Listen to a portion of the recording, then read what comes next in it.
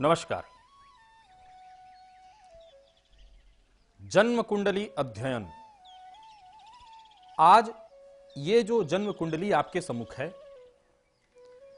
एक 47 वर्षीय महिला की है। 5 वर्ष पूर्व तक इनके जीवन में दुख का कहीं कोई नामो निशान नहीं था, लेकिन दुख ने कब इनको पकड़ा, कब छुआ और पूरे का पूरा जीवन दुखमय बना करके रख दिया। बताते चलूं कि एक बहुत अच्छी संपन्न घर की ये महिला, पति के द्वारा कई एक बिजनेस जो चलाए जा रहे थे, उससे बहुत अच्छी आमदनी, बहुत अच्छी स्थिति थी घर की। पर कहते हैं ना कि हमारे सुख को भी कई बार नजर लग जाती है, और कई बार नजर तो हमारी खुद की भी लग जाती है। सो नजर लगी, पति का इनके देहांत हो गया। पति के जाने के बाद चूंकि बच्चे अभी पढ़ाई कर रहे थे, तो बिजनेस कौन संभाले। तो इनका भाई जो इनके साथ ही इनके घर में ही रहते थे, इन्होंने सोचा कि अपना ही भाई है तो क्यों ना इसके ऊपर ही सारी जिम्मेवारी दे दी जाए। तो कानूनन रूप से सारा अधिकार अपने भाई को सौंप दिया। 2 साल तक तो इन लोगों को पता ही नहीं चला। भाई ने इस तरह से रखा कि इन लोगों को लगा कि नहीं, अब भले ही मेरे पति नहीं है, लेकिन मेरा भाई सब कुछ संभाल रहा है और उनकी गैर मौजूदगी में जो नहीं भी हैं, इसके बावजूद हमें किसी प्रकार की कोई कमी नहीं होने दे रहा है। लेकिन कहते हैं कि फिल्मी अंदाज में, एक सिनेमाई अंदाज में स्थिति यह घटित हुई कि भाई ने ही बहन के जीवन में दुख का एक अध्याय और जोड़ दिया। सारी जो बिजनेस, जो फैक्ट्री वगैरह, जो सब कुछ था, सब कुछ धीरे धीरे उसने अपने पत्नी के नाम पर ट्रांसफर करवा लिया। पहले अपने नाम पर, फिर पत्नी के नाम पर। यानी जिन्होंने पाला, यानी कहते हैं ना कि सांप को पाला, उसको दूध पिलाया, और आस्तीन का सांप, ऐसा सांप जो अंत में कितना भी उसको दूध पिलाया जाए, कैसा भी प्रेम से पाला जाए, अंत में पालने वाले को ही वो डसता है। भाई ने ऐसा ही किया। अब इनका यह पूछना है कि क्या मेरे जीवन में सुख के वो दिन फिर आएंगे, या मेरी जिंदगी अब ऐसे ही दुख में ही गुजर जाएगी। यही इनके प्रश्न हैं। आइए इनकी जन्म कुंडली का पुनः एक बार अवलोकन करते हैं और देखते हैं क्यों ऐसा हुआ और क्या पुनः इनको अपना हक प्राप्त हो पाएगा। देखिए, ये तुला लग्न की कुंडली है। 7 नंबर से प्रारंभ हो रही है, मतलब तुला लग्न। तुला लग्न का मालिक शुक्र कहां बैठा है, तो देखिए, जहां पर इस कुंडली में आप 6 नंबर देख रहे हैं, वहीं पर सूर्य और शुक्र दोनों के दोनों बैठे हैं। शुक्र द्वादश स्थान में वैसे तो सर्वथा कारक माना जाता है, परंतु इनकी कुंडली में शुक्र कैसा है, तो 6 नंबर का मतलब होता है कन्या राशि। कन्या राशि में शुक्र नीच का हो जाता है, तो शुक्र है नीच का। अब आगे देखिए, इनको सूर्य की महादशा चल रही है। कब से, तो सूर्य की महादशा होती है 6 वर्षों की, और सूर्य की महादशा अभी भी लगभग 5 माह और बाकी है। यानी कि लगभग 5.5 वर्ष का समय इनका बीत गया। सूर्य की महादशा में ही इनके पति का साथ इनसे छूटा देखा जाए तो सूर्य इनकी कुंडली में आय स्थान का मालिक है और बैठा स्वतः विनाश भाव में है। अब सवाल ये उठता है कि भाई ने धोखा क्यों दिया। तो सबसे पहले आइए भाई के घर पर चलते हैं। इस कुंडली में जो आप 9 नंबर देख रहे हैं, यानी कुंडली का तृतीय स्थान, वही है भाई का घर। वहां पर उस घर का मालिक कौन है? 9 नंबर का मतलब होता है धनु राशि। धनु राशि के स्वामी बृहस्पति कहां बैठे हैं?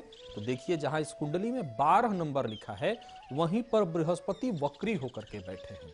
वैसे तो बृहस्पति और चंद्रमा की युति को गज केसरी योग बना दे रहा है, लेकिन वो गज केसरी योग कहां बना है? तो रोग, रिपु और ऋण भाव में।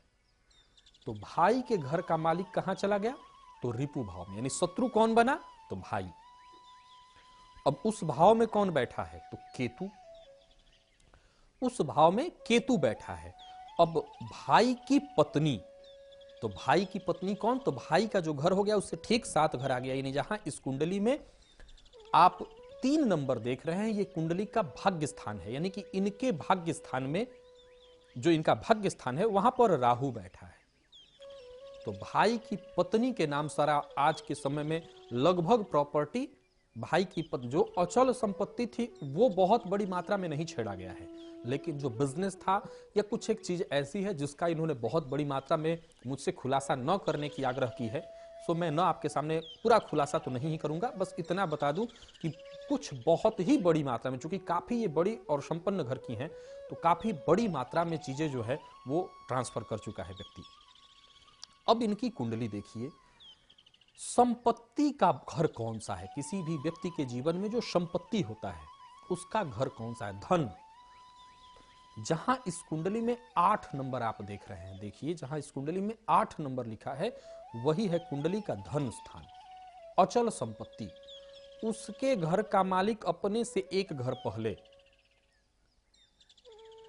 लग्न में ही बैठा हुआ है, और लग्नस्थ मंगल पर राहु की 5वीं पूर्ण दृष्टि, शनि की 10वीं पूर्ण दृष्टि पड़ने से ये तो तय है कि आने वाले दिनों में लड़ाई इतनी आसान नहीं रहने वाली है। हो सकता है स्थिति इस कदर हो जाए कि आपको अपनी संपत्ति से हाथ भी धोना पड़ सकता है।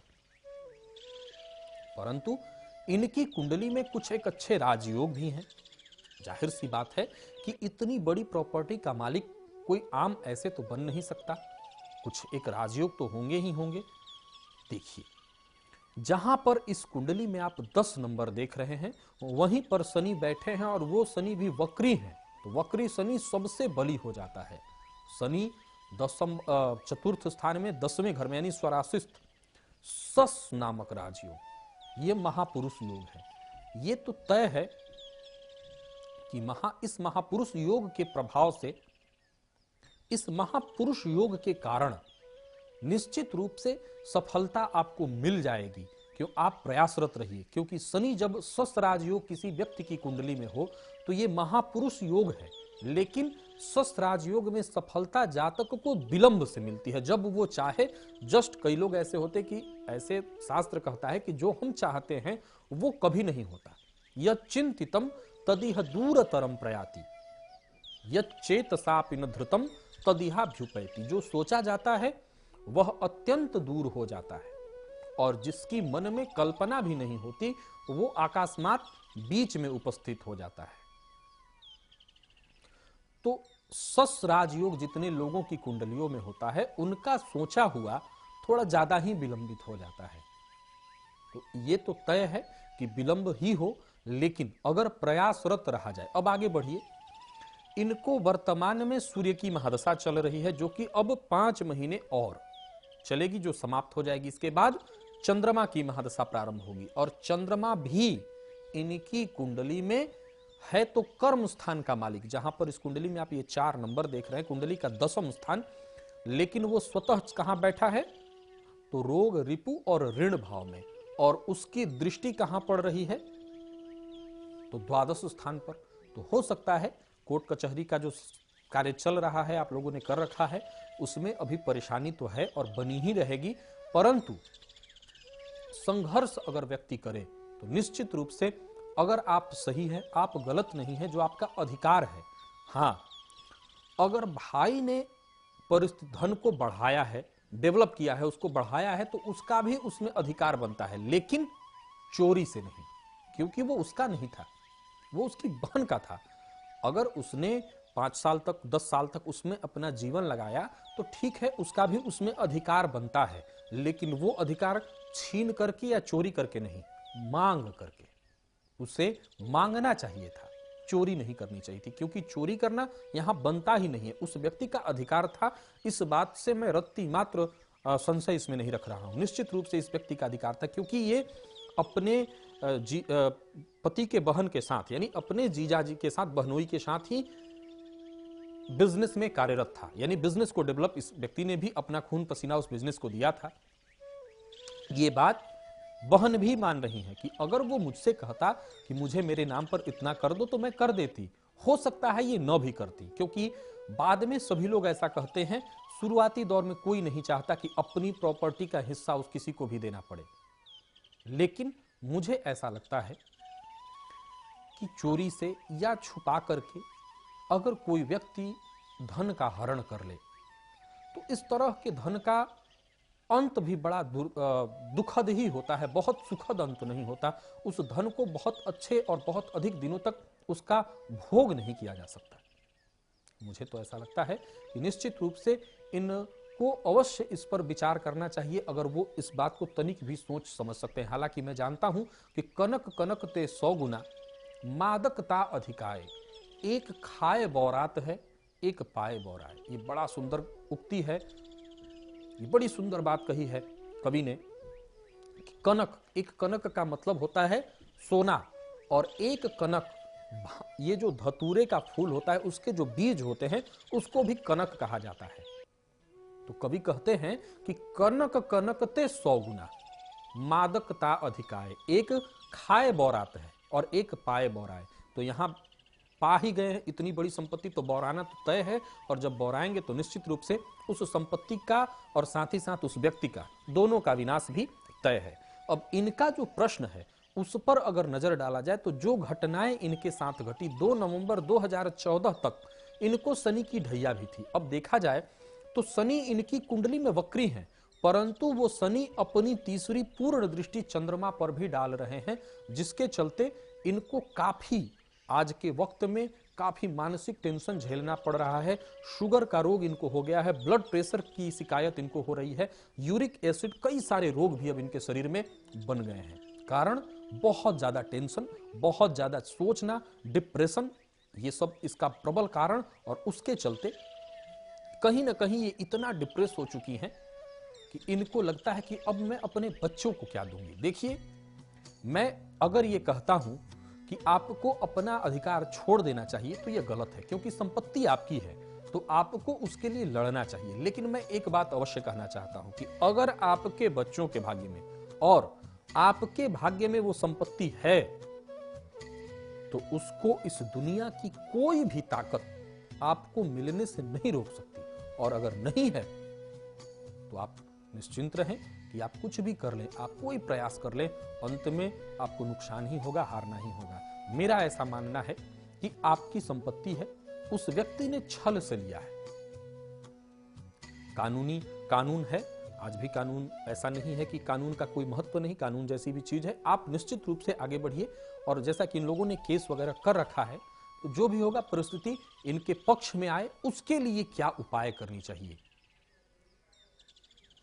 सबसे पहले इस विषय पर विचार किया जाए कि ऐसा कौन सा उपाय करें कि केस इनके पक्ष में आ जाए, जीत इनकी हो जाए। जैसा कि मैं बार बार कहता हूं, पीतांबरा भगवती बगलामुखी का 1.25 लाख जप हल्दी के माले से ब्राह्मण के द्वारा करवाया जाए। 1.25 लाख का पुरस्चरण बगलामुखी पीतांबरा का जप कराया जाए। दुर्गा सप्तशती के मंत्रों को, जो शत्रुनाशक उसमें एक मंत्र है, उसको जोड़ करके संपुटित करा करके और उसका पाठ ब्राह्मण के द्वारा कराया जाए। भगवान शिव पर तेल से शत्रु को सद्बुद्धि प्राप्त हो, इसके लिए मैं बार बार बताना चाहता हूं एक बात कि जब भी बगलामुखी या पीतांबरा का भी आप प्रयोग कराते हैं तो शत्रु के विनाश के लिए कभी ना कराएं।